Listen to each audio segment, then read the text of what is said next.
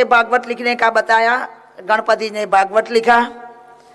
फिर वेदव्यास जी नारद जी को पूछते हैं कि बाबा आपका, नारद जी पूर्व जन्म की कथा कहते हैं कि बाबा अब मेरी पूर्व जन्म की कथा सुनो कि मुझ पर प्रभु ने कितनी कृपा की है, मुझ पर प्रभु ने कितना अनुग्रह किया है, आप मेरी बात सुनो कि एक कितना दयालु है।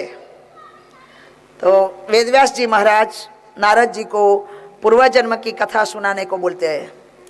तो नारद जी बोलते हैं, थोड़ा गुजराती हिंदी मिक्स करूँगी क्योंकि हमारी हिंदी बहनों की भी मांग है कि थोड़ा हिंदी बोलिए, और गुजराती वालों तो हिंदी आवड़े ज, बराबर गुजराती वाला तो हिंदी आवड़े, भले પછી आप चल के जाओ मैं हेड के आती हूँ એટલું बोलिए तो ये चाले। तो नारद जी को पूर्व जन्म की कथा सुनाते। नारद जी बोले कि बाबा मैं पूर्व जन्म में एक दासी पुत्र था, मेरी माँ एक दासी थी और राजमहल में मेरी माँ रसोई का काम करती थी और मैं छोटा बच्चा था, माँ के साथ जाता था क्योंकि पिताजी नहीं थे।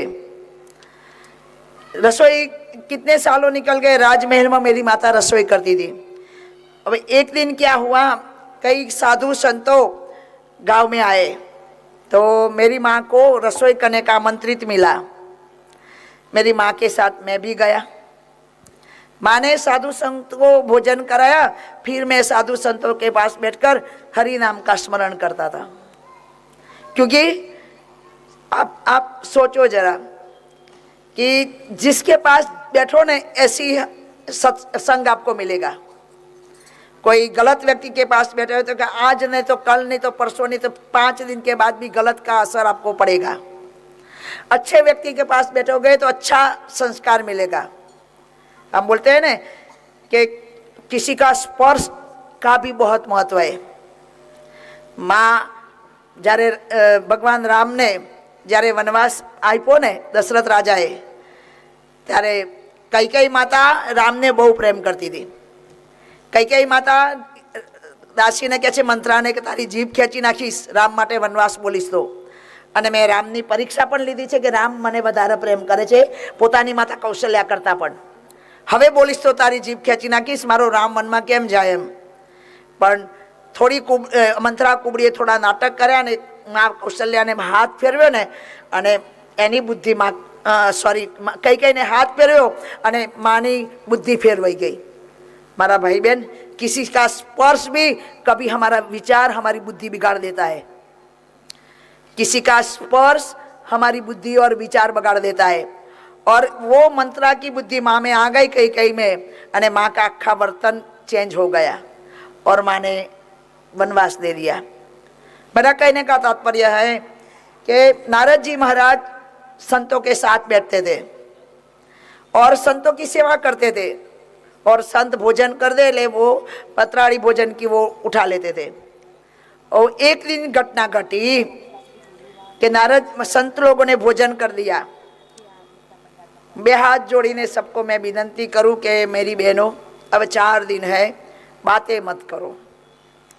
और मैं एक विनंती करती हूँ, आप लोगों को गलत लगे तो मुझे माफ़ कर देना, पर सॉक्स पहन के तो एक गादी पर मत आइए, क्योंकि ये एक स्टेज नहीं है, ये आप सबका भाग्य है। ये आप सबका भाग्य है। आपको बुरा लगे तो मुझे माफ़ करो, पर सॉक्स पहन के आइए मत। अने हो सके तो ऊपर आइए ही नहीं। पंडित जी बैठे हैं, पंडित जी के साथ सब काम कराइए। पर मैं विनंती करती हूँ, आपको बुरा लगे तो, क्योंकि आपका भाग्य है और भाग्य के आगे, भगवान के आगे हम सॉक्स पहन के नहीं जाते। तो नारद जी, पंडित महाराज जी, साधु संतों भोजन करके उठे तो पत्राड़ी लेते थे। तो एक संत के पत्राड़ी में प्रसाद था दादाजी। अब किसी का प्रसाद तो हम ऐसे नहीं खा सकते, इसलिए नारद जी ने वो संत को बताया कि महाराज जी मैं आपकी ये प्रसाद खा सकता हूँ।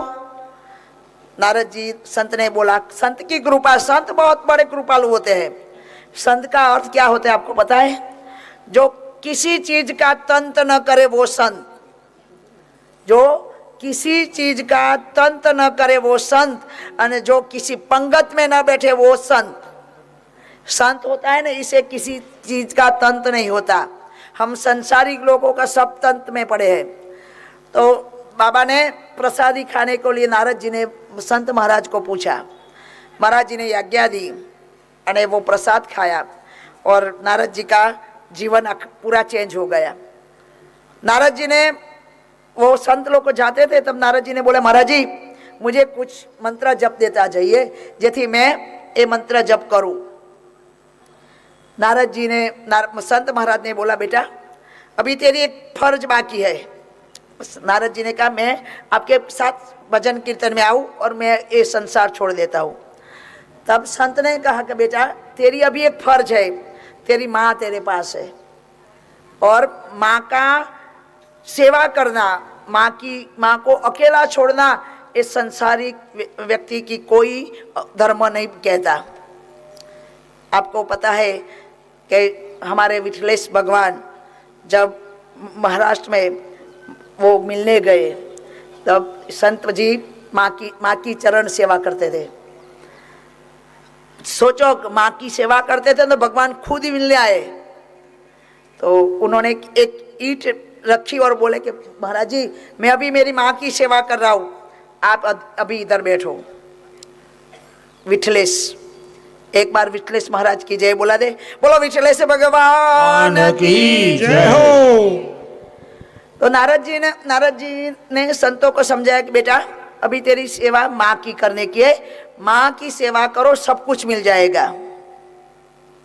हमारे आज के बच्चे माँ बाप को बोलते हैं कि आपको पता नहीं चलता, तुझे पैदा किया ना इसीलिए सुनने के लिए पैदा किया कि माँ को बोलेगा, पिता को बोलेगा कि बैठो आपको पता नहीं चलेगा।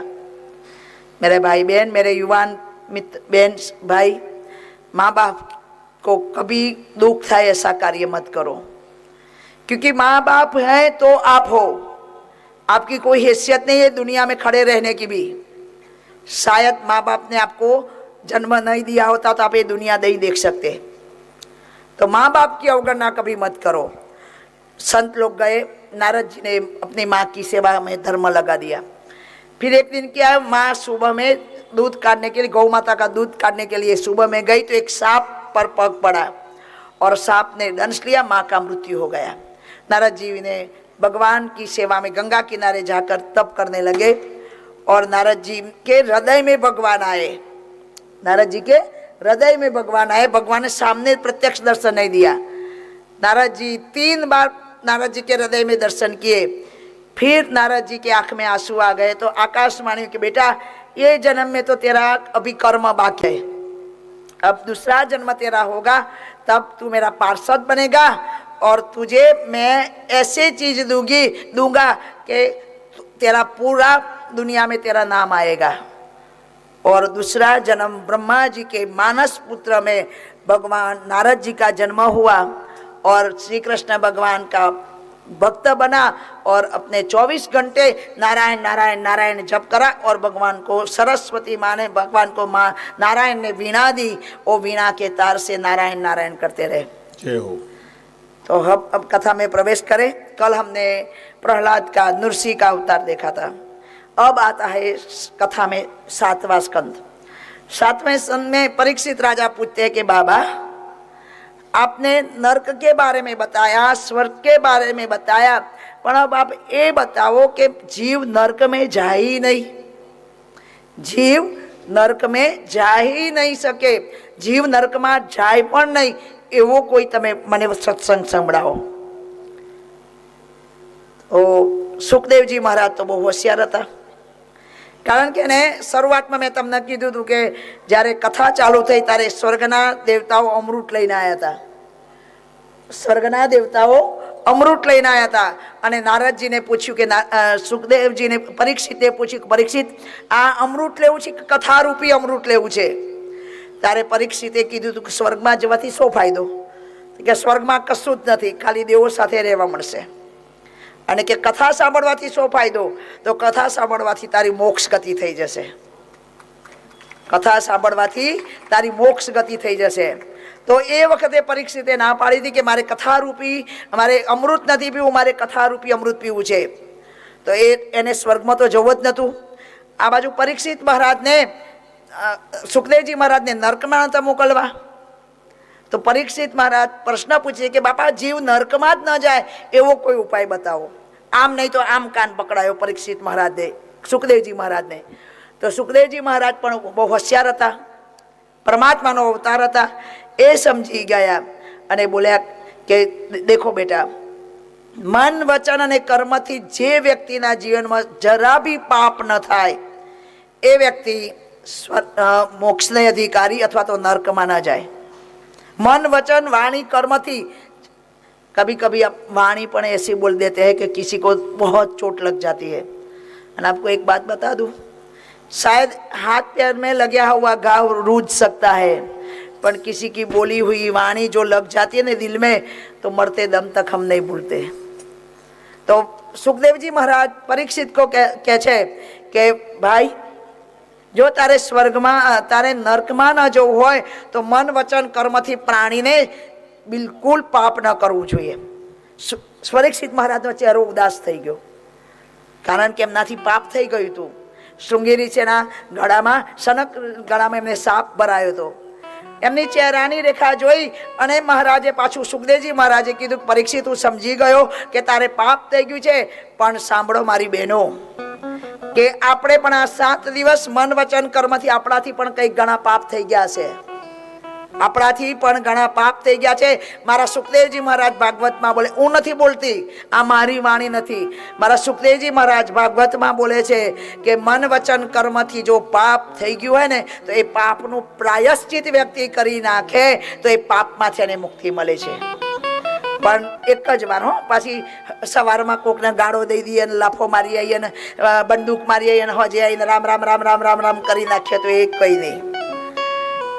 આપણે બધાને ભગવાને મોકો આપ્યો છે 7 દિવસનો. આપણા પણ મન વચન કર્મથી કોઈ પાપ થઈ ગયું ને તો આ પાપનું પ્રાયશ્ચિત કરવાનો ભગવાને મોકો આપ્યો છે. મારા ભાઈ બહેન, આ પાપનું પ્રાયશ્ચિત કરવાનો આપણને મોકો આપ્યો છે. કારણ કે ભગવાન કહે છે કે મોકો એક જ વાર આપે. અને આપણે કહીએ છીએ કે અણી ચૂક્યો 100 વર્ષ જીવે.